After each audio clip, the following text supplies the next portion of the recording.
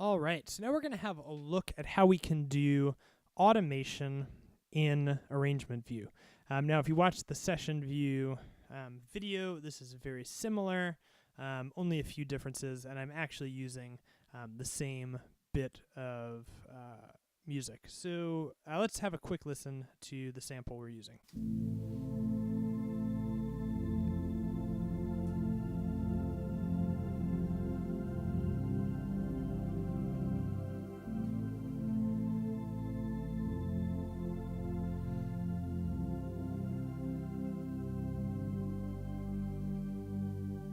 Sometimes we want things to change over a timeline and we don't want to have to think about it. We want it to just be there.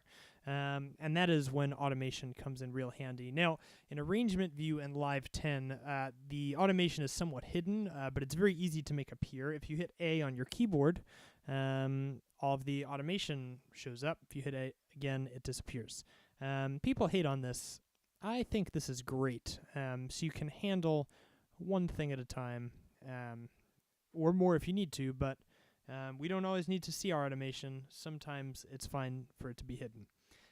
Okay, so let's have a look first at automating our filter. So a filter actually does a tremendous amount to change the sound. So I'm going to use my mouse here and demonstrate.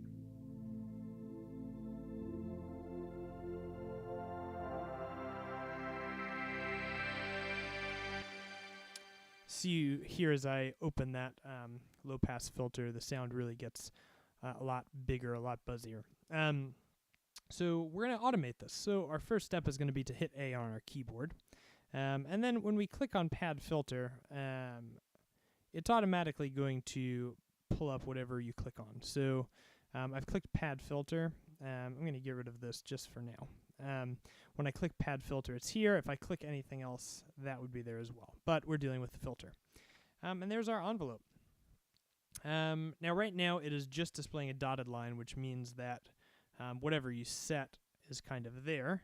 But we're going to automate it. So as soon as you click on it, Ableton is going to remember that value.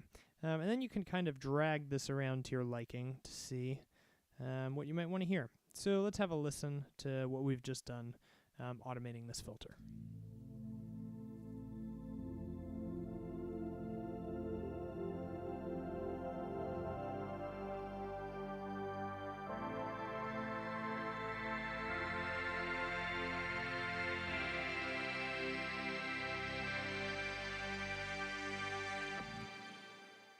Sweet.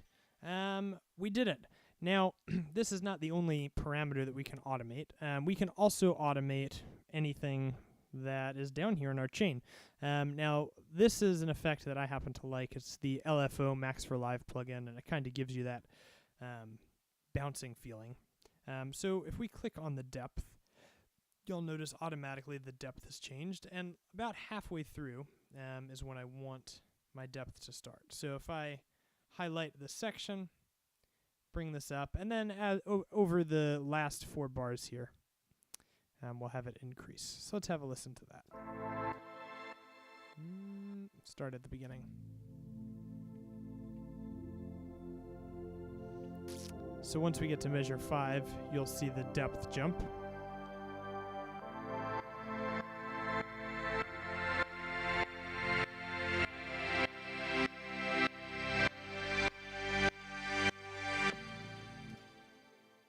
Pretty nice. Okay, now if we wanted to see both of those things at the same time for some reason, you can hit the plus. If this were I wanted something different, this is my my filter, so I can see the two of them at the same time. If I wanted, and I could even have more. If I wanted a third one, if I wanted to, I don't know, automate the volume. If I click that, the volume would be automatable. So you can kind of watch everything on the screen together.